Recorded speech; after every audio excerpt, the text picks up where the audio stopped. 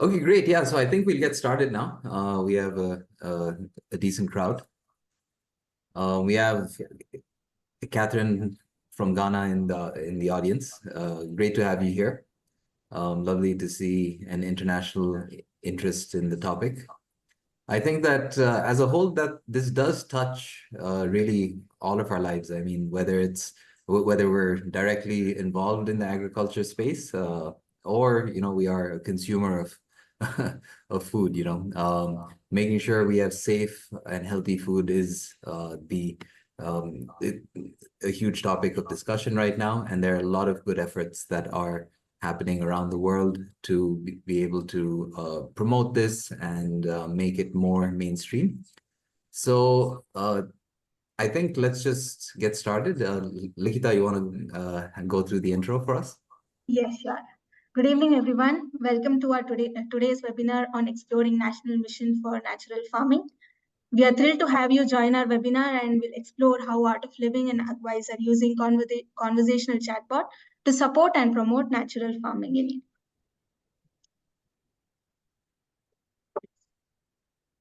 Yeah, so before we begin, let's go take a moment to align ourselves with today's agenda.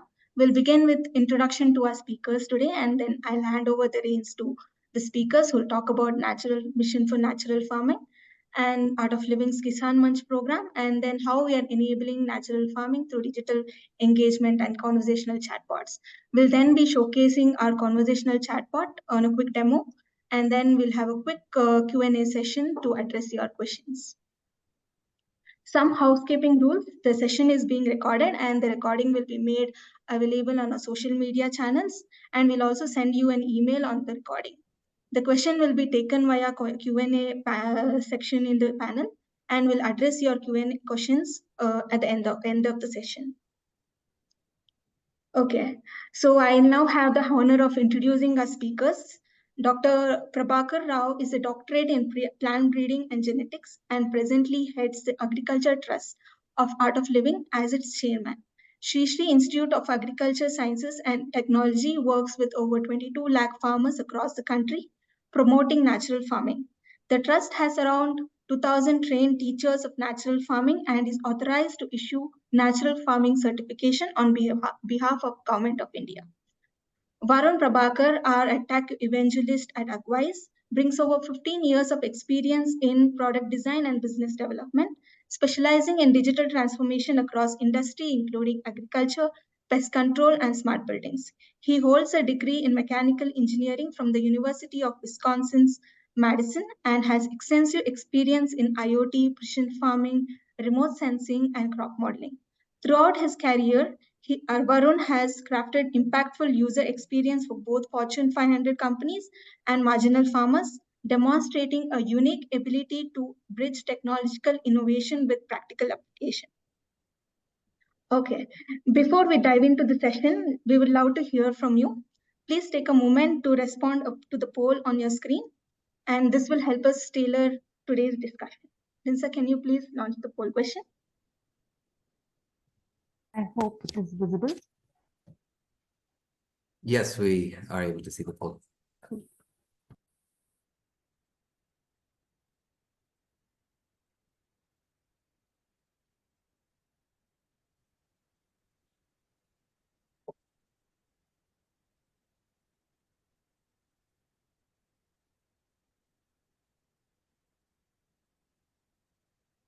Okay, as we wait for the answers to trickle in, we'll just give it another minute.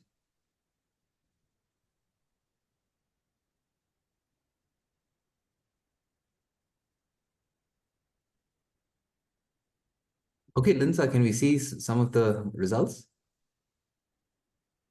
Yes. I think we'll close the poll. Great. So about 25% of you have said you're very familiar with both.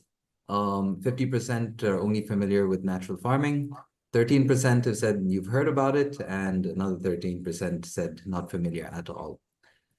So great. Okay, so we do have some people that are experienced, and we hope that for everybody here, we're able to, let's say, start from the beginning, introduce you to what natural farming is, how art of living is playing a very pivotal role in making sure that natural farming practices are promoted and adopted. So I think, Likita, why don't we just jump into it? Let's begin. Thank you. So we'll start on what this national mission for natural farming is all about. But before we get into specifically the newly launched National Mission on Natural Farming, let's go into the history of natural farming. So, Dr. Prabhakar, can you tell us where natural farming really started and what it and how it translates into today's agriculture paradigm? All right. So if we have to go to the origin of natural farming, we have to go to antiquity. Yeah. But let us look at it in a very logical way. Somewhere in the 1960s, the Green Revolution started all over the world, and that was the advent of chemical farming. Yeah.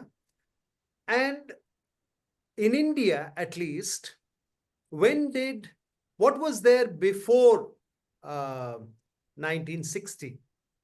A lot of people believe that before that, from time immemorial, from the time agriculture started in India till 1960, the main form of natural farming was organic farming. Organic farming as in compost agriculture, where we make farmyard manure by composting organic matter and using that as the input fertilizer for the agriculture. So everybody believed that before chemical farming in India, we had only organic farming, which is not actually true, because organic farming came into the country only in 1940. In 1940, Sir Albert Howard, from a Britisher in India, he gave this technology of composting, and it was done for the first time in the city of Indore in Madhya Pradesh. And Sir Albert Howard named it as the Indore method of composting. So compost-based organic farming came into India only in 1940, which means before 1940, what was agriculture in India? And it'll surprise most, but it was based on several Vedic traditions. And today the name for that is natural farming. Otherwise, there were many other names like Vedic agriculture, Rishi Krishi, etc. But people just did it because they didn't have to give it a name, because that was how they did agriculture. So even if we go to the excavations in Mohenjo-daro, Harappa, 5,000-year-old civilizations, which today even predate to 25,000 years ago, we find that the method of natural farming was practiced. Therefore, natural farming is as old as humanity itself. So I think that would answer your question. Wow, that's extremely enlightening. From my perspective, what we know of, especially what we are taught in agriculture universities today, is that the package of practices for agriculture means putting in your urea and your DAPs and using your chemical fertilizers. And the comparison to say that before this existed, organic farming was thought to be the only way of doing it, actually great news to us. That brings us to my next question, and I think a question that a lot of people have.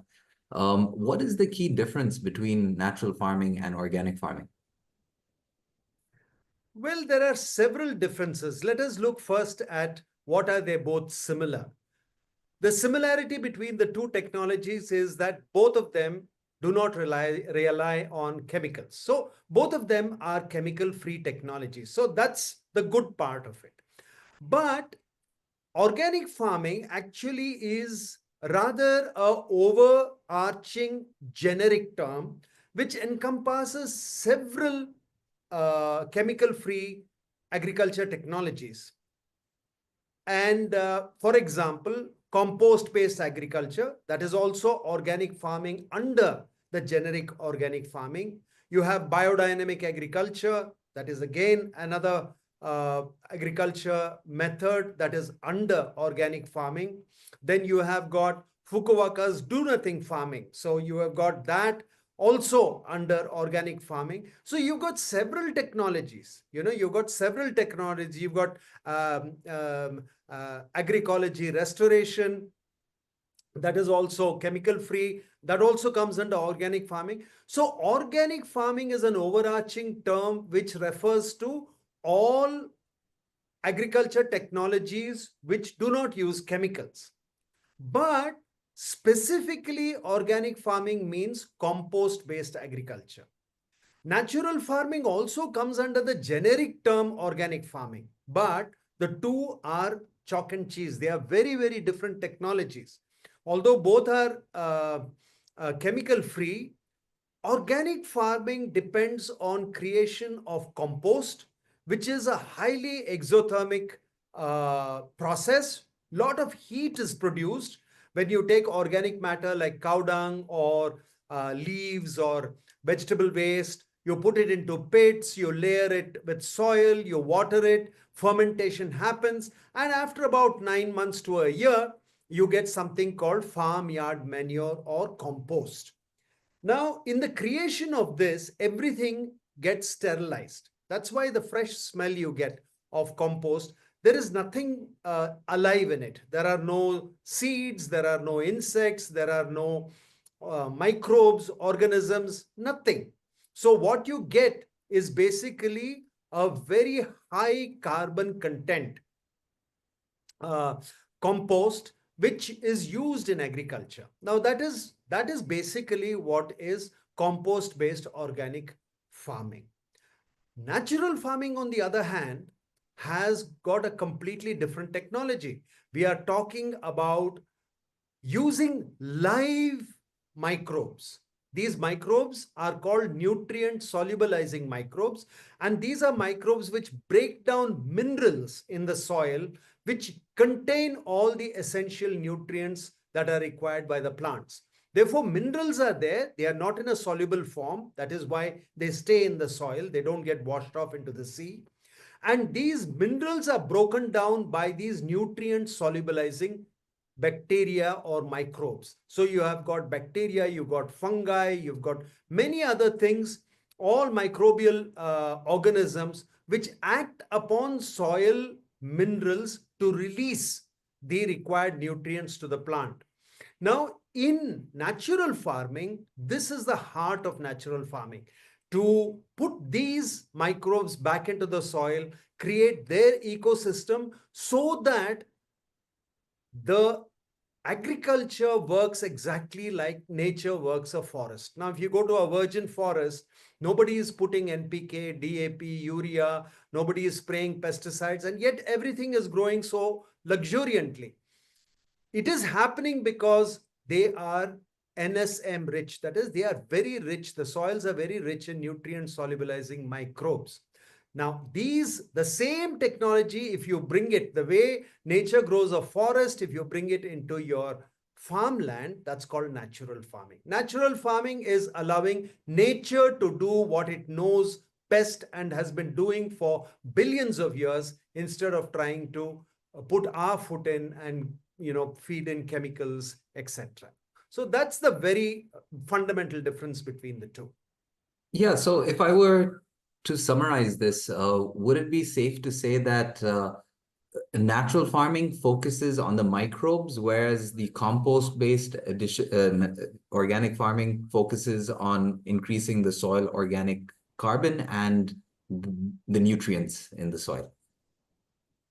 Yes, it definitely focuses on the carbon content, improving the carbon content of the soil, which is not a bad thing because it improves the physical property of the soil.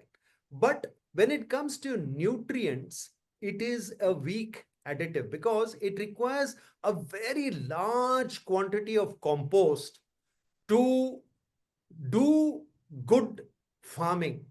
It is said that 15 tons of compost per acre is required to do farming and achieve yields comparable to other forms of agriculture. Now, there is something wrong with the math here, because if you have to put 15 tons of compost per acre, it is economically prohibitive. It'll cost you nearly 45 to 60,000 rupees just to start agriculture in your farm, which no marginal farmer can afford for sure. And secondly, it takes about 20 cows to produce 15 tons of compost, dry compost, annually. So per year, you need 20 cows per acre. Now that doesn't really work, isn't it? Because suppose I have 10 acres, I need 200 cows. Then where do the 200 cows graze? I mean, where is their food coming from? So the math doesn't work in organic farming, which is why organic farming, although it was introduced in 1940, never really succeeded in India. It didn't succeed then, it hasn't succeeded now, and there is very little chance it's going to succeed in the future, because fundamentally the math doesn't work. Right, and the economics are the most important part for a farmer. The major driving force for any decision really on the farm is how can I maximize my returns, and I think I've even heard stories of farmers switching to organic farming. Let's say because it's so expensive, they end up not putting 15 tons, maybe put 7 tons or 5 tons of manure, and then they don't get good results, right? And then they say that organic farming is not working, so they switch back to chemical-based farming methods. So yes, so it looks like you've established that or compost-based organic farming is very expensive, and especially when it comes to the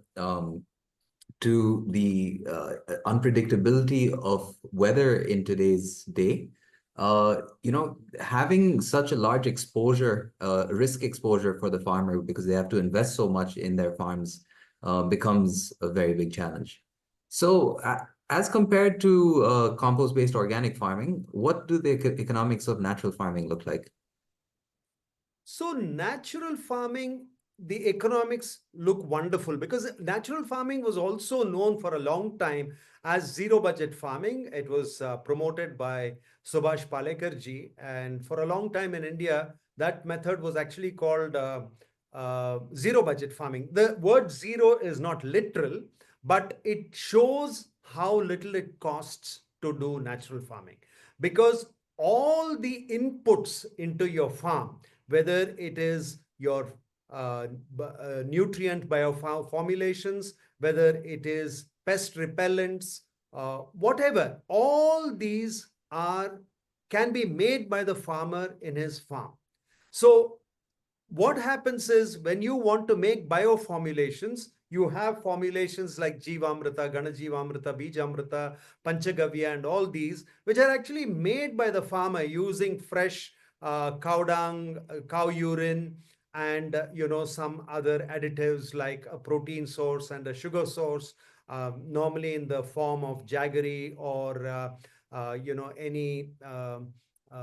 any pulse flour, like chickpea flour or anything like that. So the input costs therefore is negligible, because all the inputs are made by the farmer with his own hands, using things which are available in his farm. So that is the first part of it. Secondly, so the economics works out very well. Secondly, the practicality of it. You see, whereas it took 20 cows to look after 1 acre of land in organic farming, here one cow, one indigenous Desi cow, Bos indicus cow, can look after 20 acres. So it's a huge thing. So if there are 5 cows, 5 cows will take care of 100 acres. And to look after 5 cows, it doesn't take much. So the practicality of it works, the economics works. Therefore, that is why today the government of India is reverting to our ancient system of agriculture, namely natural farming, and they want to revive it in this national mission on natural farming. That's great. Yeah, I mean, and that was my next question. So why has the government decided to do this now? Or have they, or has it really been implemented now? Because it's been in the news a lot recently. Well, it actually started in the budget of 2021 when Nirmala Sitharaman ji announced a very modest sum of I believe that number was something like around 13 crores or something like that she allocated to promoting natural farming in the country. And that was the beginning. Today, the National Mission for Natural Farming announced by the government allocates 2,400 crores. I mean, that's a huge amount of money. Now, why is the government doing this? Obviously, the government understands that the present technology of chemical farming has reached a certain limit in sustainability, in the sense that it has served the purpose of creating food security in the country. So there is enough food in the country, but the quality of the food and the nutrition of that food is highly debatable. The adverse impacts of chemical farming on soil health, on environmental health, the underground aquifer health, the health of the human beings and animals which consume. I'm talking about dairy industry, I'm talking about sheep farmers, and I'm talking about all the other allied agriculture industries, fish industry, etc. So the livestock as well as human health has been greatly affected by chemical residues in chemical farming. And the government understands that in the future, people are going to ask for chemical-free food, not just in India, across the world. So one of the visions of this present government, headed by Prime Minister Narendra Modi, is that by the year 2030, India should be among the top producers in the world of chemical-free food. So that's the kind of vision he has, where food from India is not only consumed in India, but it is actually exported across the world, as India being one of the prime exporters of quality chemical-free produce. So that's the vision. Now, to get there, we can't do something knee-jerk like what happened in Sri Lanka, right? Now, in Sri Lanka, overnight, they tried to change everything into organic farming. Thankfully, we are not doing organic farming. We are talking about natural farming here. But even then, there is no knee-jerk reaction here. What the government is now investing in the National Mission for Natural Farming is capacity building. The main focus here is to create what they call Krishi Sakis. Yeah, Krishi Sakis means farmers' friends. Yeah, farmers, friends basically. Saki is a friend. So farmers' friend who will handhold farmers, who will guide farmers in the practice of natural farming. So capacity building is the big component of this national mission on natural farming. So the government is doing it in a very, very, incremental manner. It's a very slow, incremental manner. There is nothing knee-jerk about the way the government is going about it. In the past 2-3 years, we have had large projects like the Namami Gange project, for example, which is 5 kilometers on either side of the Ganga River from Haridwar all the way up to West Bengal.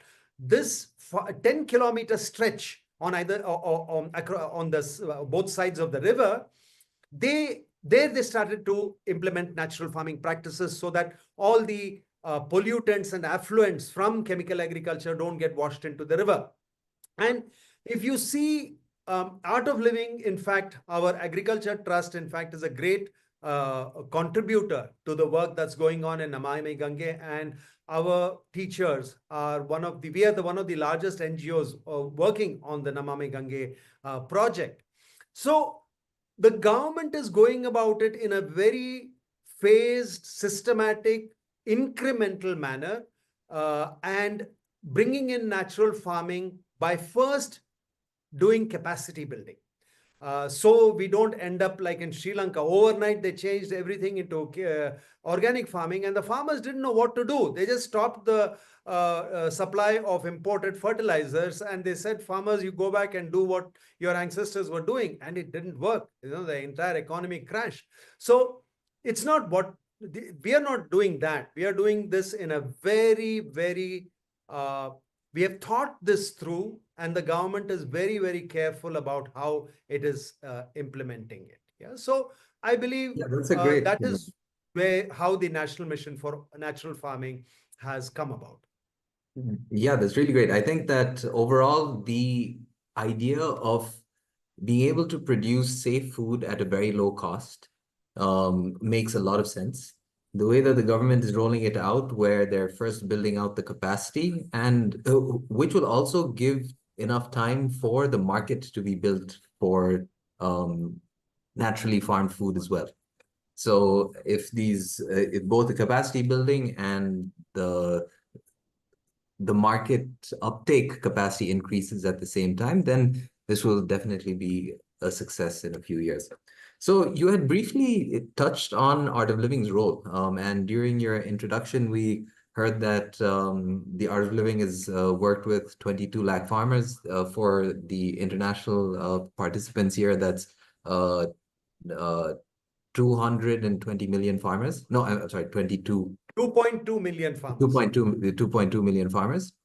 And you have 2,000 trainers basically that are deployed around the country. So can you tell us about how the operations work? How do you build capacity at scale? So up to now, Art of Living, I'm talking till about 2-3 years ago, Art of Living was basically working quite independently, because we did not have the support of the government at that time, because they did not think that there were alternatives to chemical farming. And if at all, there was organic farming, and natural farming was not really given much importance. Therefore, what we used to do is we used to approach farmers who were very disenchanted with chemical farming. There were people who had suffered grave financial losses, or their health was affected, or their soils became very, very poor because of organic farming, continued use of chemicals in organic farming. So we approached farmers who were really seeking a way out of the vicious cycle of high cost input chemical farming. And we started to teach them how to convert that land to natural farming and handhold them. So we were doing it in a very different way. We used to approach farmers who were disenchanted, and then we would do this more by word of mouth. We used to go from village to village teaching. Today, the whole thing has changed. Today, the government is seeking to work with us in a big way. If you see, for example, in Maharashtra, in the state of Maharashtra today, the government has engaged our trust, the Agriculture Trust, to teach and handhold 30 lakh farmers. Yeah. So that's a huge number. Yeah. Sorry. So 13 lakh. So 1.3 million farmers, they want us to train and bring 1.3 million hectares into natural farming. So 13 lakh hectares or 1.3 million hectares, government is giving us to convert. Same thing in with the government of Assam. Now we are doing 10,000 hectares. With the government of Haryana, we're going to do around 30,000 hectares. So now what is happening is that the government is approaching Art of Living to come and give its expertise, because we have 17 years of expertise in propagating and promoting natural farming, and we've had that learning curve and experience. So now they are approaching us to take this forward in a very big way. Right. So I think this is a really good example of a PPP model, right, where you have your public and private partnerships, both from the government side, the developmental sector side with Art of Living, and us being involved as AgWise within this whole ecosystem. So as you have just described, and just for the audience, here's a visual representation of the operating framework. The government impanels certain agencies. Art of Living is an extremely big one, and one of the premier agencies in capacity building and training for natural farming. Art of Living on the ground, as Dr. Prabhakar had mentioned, you have the thousands of teachers across the country that do these training programs. Now, how long are these training programs? Are they a couple of days, couple of weeks? How easy is it to learn about natural farming? Oh, usually it is a 3-day workshop that we conduct at the village level. But for large projects that we're doing, like for example, with Maharashtra government, then this is something that is happening on a 2-day workshop basis. So Okay. just in 2 days, we teach them the basics of natural farming and then handhold them to take that forward and start converting in a very phased manner their land into naturally farmed land. Okay, yeah. So it's pretty easy. I mean, within 2 or 3 days, somebody can learn about the techniques for natural farming. So that's very exciting. Now, during these training programs, right? It is great that you have the farmers with you. You're able to impart whatever knowledge is required, whatever formulations or recipes are required, give them schedules. But then the question becomes, I mean, how do you, let's say, hold their hand after they leave your training course? And I think that's the point of your Sri Sri Kisan Manch program. So we'd love to hear about how Kisan Manch handholds the farmers. So while a lot of agencies are there in the country today which are capable of training farmers through 2-day, 3-day workshops, etc., in natural farming, very few of them actually handhold farmers after that. And we believe in our 17 years of experience that unless you handhold farmers, at least for the first couple of years, natural farming does not take root. Farmers are very, they can easily go back to chemical farming. So they need hand holding. So that's very, very important. And here what we have tried to do is that we are really looking to see how we can use technology as a platform to do that. And we are working with you on this particular aspect. And I'm sure you will be able to tell the viewers exactly what you're doing to help us.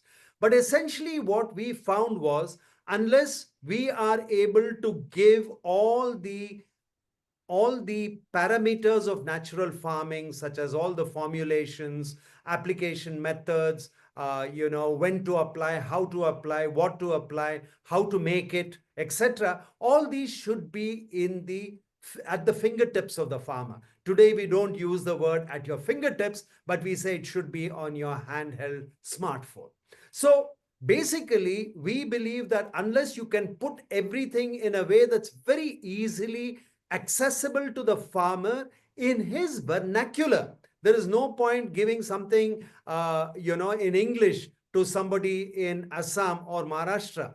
The farmer wants it in that vernacular, the local language. Therefore, we need to put these in vernacular language in a way that is very easily accessible.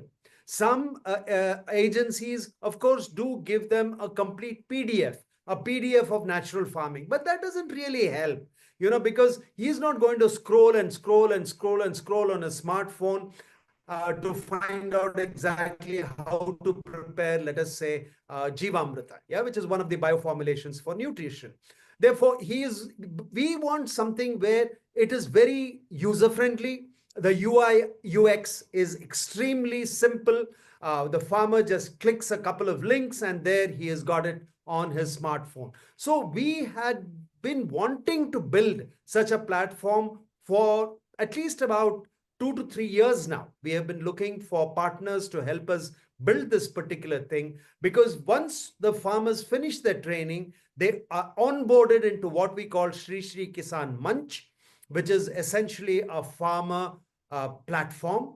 Farmers who have done the Sri Sri Natural Farming workshops, and as a part of their presence in this particular network, we offer that on their smartphones as a very interactive platform which can guide them day to day what to do at the field level. Yeah, that's so when we started to discuss the main problems that needed to be solved at the brainstorming stage of this project, we were really looking at ways of one, engaging with farmers at scale, because as you mentioned, it's in the millions of farmers that you work with, and million more farmers will be joining or will be undergoing your training program soon. So this needs to be at scale. One of the things that we found was that, if a farmer has a smartphone, they're definitely on some social media platform. And WhatsApp here in India is ubiquitous. It's used really by everyone that has a smartphone. So the idea was, okay, why don't we build a natural farming chatbot? And that was the main idea where we started. Now, Likita, you can go to the next slide. Perfect. So on the chatbot side, I'll just spend a few minutes on this, and then we can open this up for your Q&A. The idea or what we do here at AgWise is that we very specifically focus on agriculture chatbots. Agriculture chatbots are unique because unlike, let's say, your standard e-commerce chatbots or your customer support chatbots, you need to be able to understand information on what's happening at their farm. So things like farm size, the crop, the sowing date, the variety of crop that's been grown, what the crop season looks like. So the data models that are required for an agriculture chatbot are very different from any other chatbot, and that's where we specialize. Our chatbots, are available on most social media platforms. WhatsApp being the one that's used the most here in India among farmers. We've chosen WhatsApp for this specific project. As Dr. Rao had previously said, these chatbots are in local languages. But one of the main things that is really important is that to keep farmers, let's say, engaged with natural farming, right? Natural farming is a relatively, let's say, new practice. So our chatbots are proactive in the sense that once we get an idea of what the sowing date of a specific farmer is, we broadcast to the farmers, what the activities are for their certain week. The key to natural farming is that since you have to, create your inputs, right? Instead of just going and buying it from a shop, it's a longer cycle to create the input or to finally get the input you require. If you're going and buying it from a shop, then you go out and pick it up and it's a few hours job, right? But if you're creating the bioformulations yourself, you typically have to start a few days earlier as to when it needs to be applied. So our bot, understands what stage the farmers are in and proactively reaches out with reminders on, you need to start making your Jivamrita today because you need to apply it next Tuesday, right? So having our chatbot be proactive is really the key from our experience to making these sort of platforms a success from an adoption perspective. The other thing is that because the Art of Living is working for these government-funded projects, the reporting is incredibly important, right? So how many farmers were trained, where they were trained, what was the date of their training, etc. Right? So being able to do that again through our chatbot has helped a lot on the reporting side as well. Likita, you can go to the next. So I've talked about these things, but overall we do a calendar-based package of practice reminders. We've digitized a natural farming manual from the Art of Living. All of the bioformulations and inputs, all of the recipes are available We provide localized weather updates based on the PIN code for the farmers. Likita, can you go to the next slide? Yep. Because we need the bot to be proactive, we're able to support these training programs and capacity building initiatives. And one of the most standard ways of using WhatsApp is to conduct farmer surveys at scale. Likita, next. Right. So, I mean, once somebody has done a course, they automatically get their training certificate on WhatsApp. It's registered with the Art of Living database, and those reports are available for complete transparency. So there are a few questions that have already come in the webinar chat. We have Catherine from Ghana saying that Ghana is facing climate change. Most of our farmers cannot harvest anything. How can we collaborate with you to change the effects? Work here with 20,000 farmers in Ghana. Yes, Catherine. We will. Thank you for sharing your email address. We'll be reaching out to you after this webinar. We can figure out some ways to support you. Another question, what are the tenets of natural farming promoted? How to build soil fertility, how to deal with pests, how to deal with weeds? Okay, yeah, why don't we start with that question? Dr. Prabhakar?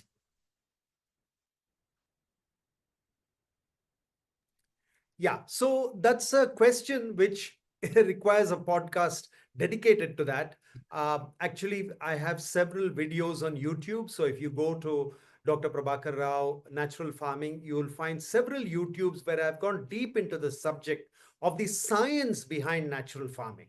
But just to answer, as far as fertility is concerned, it is by nutrient solubilizing microbes.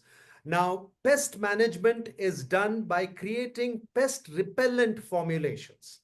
And weed control is developed by using a concept in biology that is called allelopathy. Allelopathy is where plants secrete certain organic compounds into the soil which inhibit or promote the growth of other species of plants in the vicinity of the host plant. Therefore, by using this principle of allelopathy, certain extracts can be made from certain species of plants which will suppress the weed growth, during the initial stages.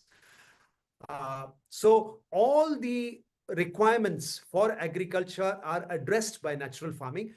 Request you to go through some of my videos or reach out to us. We will send you links on various videos that have information on this. Great. Another question is this chatbot available only to farmers who have done the training with Sri Kisan Manch? No, actually, this particular chatbot right now is for us to keep track and handhold farmers who have done our natural farming practice workshops, because the content in this is basically the one that is taught to you. So it's essentially for the farmers who have done the workshop. And you can reach out to us. We'll tell you in your area when is the next workshop that's happening. It happens online, it happens offline. We have teachers. Almost every part of India, we have teachers. So somebody will be able to collect, if you can collect about 20, 25 farmers, we will send a teacher there to do the workshop for you. And then you can onboard yourself to the bot. Yeah. So definitely it will help you if you do the workshop, and then it's easy for you to use the bot. Yeah. That's great. Yeah, so as of right now, yes, it is only available to the farmers that have done the training program. Please do reach out to us. You can put your contact info in the chat. We'll be reaching back out to you after this call to see whether we can do a training program near you. Sudhir says future generations, this work is very much needed. Absolutely. Mr. Ajay Kumar asked, basically, do we have data on phosphorus and potassium potassium status under these systems? Where are not Yes, put in these systems? yes. Yeah. Potash and phosphorus, phosphorus especially, is a very tricky nutrient for plants because it has so much to do with the pH of the soil. Same thing with potassium. Potassium is again one of the, it's difficult for the plants to access potassium. Many a time when potassium and phosphorus are given in chemical form, they get chelated and are not available to the plants. But I have published research papers. If they share the email ID, we can give them access to our research, where actual on-field trials of natural farming show how effective nutrient solubilizing microbes are in making potassium and phosphorus available to plants. We have done extensive research in this field. We also have in the Q&A section a lot of questions. Yes. I have Deepak I was Kumar just who getting says, there. yeah. Yes. So from Deepak Kumar, sir, we are an agri startup working with farmers in West Bengal and Odisha. Our services are from soil testing to market linkage. How can we work in natural farming? At present, 6,000 farmers are working with us. Yeah, so just become a part of our network, Art of Living network, and we will introduce natural farming to your farmers, and they can use that as an option. It is not necessary that they have to take it. At least they know that they have an option to work with natural farming. Absolutely. Yes. So I think we will have your email address from the registrations. We will reach out to you after this call to see how we can make that happen. Another question, Dr. Prabhakar, thank you for explaining natural farming in a simple way. Does natural farming eligible farmers for carbon credits? Is Sri Sri Institute involved in carbon credits through natural farming? So at the moment, carbon credits are still largely restricted to the trees that are planted as a part of the agroforestry operations. Now, natural farming, one of the pillars of natural farming is multi-cropping. So in multi-cropping, we have trees as an integral part of creating a food forest, and therefore the trees that are planted in natural farming to create a food forest are eligible for carbon credit, and you can register yourself with any of the carbon credit certifying agencies and avail the credits through that. Okay, that's great to hear. Does natural farming involve the use of biostimulants? Yes, biostimulants definitely, because what these biostimulants are in terms of formulations which promote nutrient uptake, the biostimulants are nothing but a cocktail of nutrient solubilizing microbes.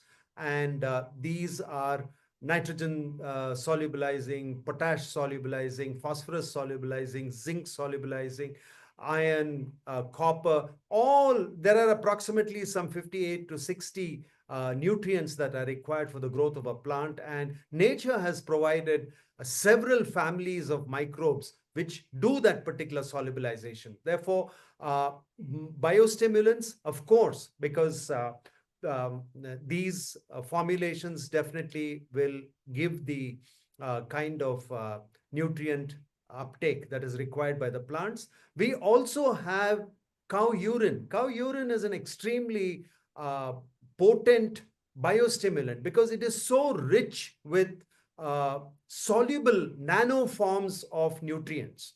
The cow urine of an indigenous cow, Bos indicus cow, has almost every conceivable element in the periodic table in it. It even has silver and gold. We did the research in University of Kurukshetra where actually they traced gold in the urine of the Bos indicus cow, although in very, very small concentrations. But the fact is that diluted cow urine sprayed on plants is like spraying urea in a solution form on crops. It gives the same result. It gives that boost that is there, that can be taken by the plant. Yeah, so That's we great. have everything that is required for agriculture is there in the heart of natural farming.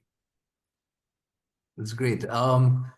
Next question is, when can we check the dates of the training program? I am in Bihar, in Yes, Bagalpur. so you can go to our website, ssiast.com. Yeah, so ssiast.com. Maybe Likita can type that in the chat. ssiast.com, and you will find under courses, you will find which are the courses in your area. Best is get in touch with us. We will organize for you, courses. We are here to organize courses for you. That's great. Dr. Prabhakar, does natural farming differ for irrigated regions and rain-fed regions, or are they the same? The fundamental principles are definitely the same. And in fact, natural farming is one of those farming technologies which allow very judicious use of water. Water management is extremely efficient in natural farming because we use the concept of mulching.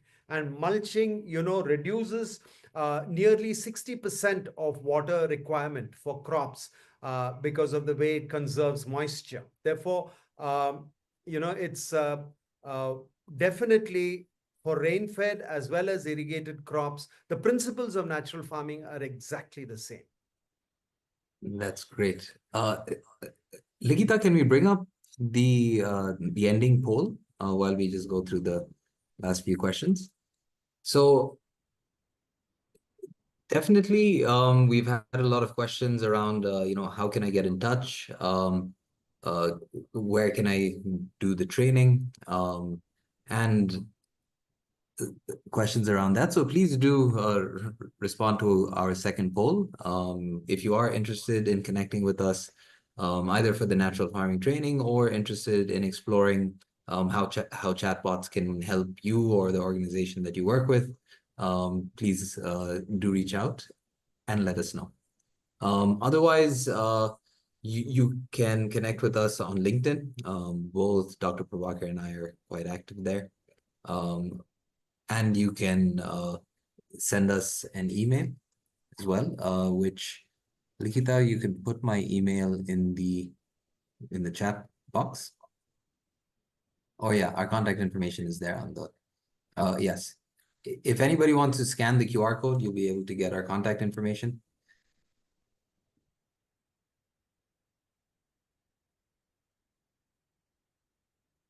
We also have Shahbaz Khan, who says, can we define biodiversity is natural farming? I would say definitely yes, because natural farming is all about mixed cropping, creating food forests. Monoculture is not the way of natural farming. We create multi-layer farming, mixed cropping, so we have on a single acre of land, we'd have at least 8 to 10 crops that would be grown simultaneously. And biodiversity definitely is one of the key principles of natural farming. That's great. Yeah, looks like that was all of our questions. Please do answer the poll question if you haven't already. And we'd like to thank you all for your time this evening on a Thursday evening. Really, really, really great to see such a large audience for this talk. And I hope you learned a lot. Dr. Prabhakar, thank you so much for your time and your wisdom in making natural farming so easy and accessible to all of us here. Really appreciate it. Thank you very much, Varun, and thank you all for attending this. And do reach out to us. We are here to help you. Thank you very much. Yes, thank you.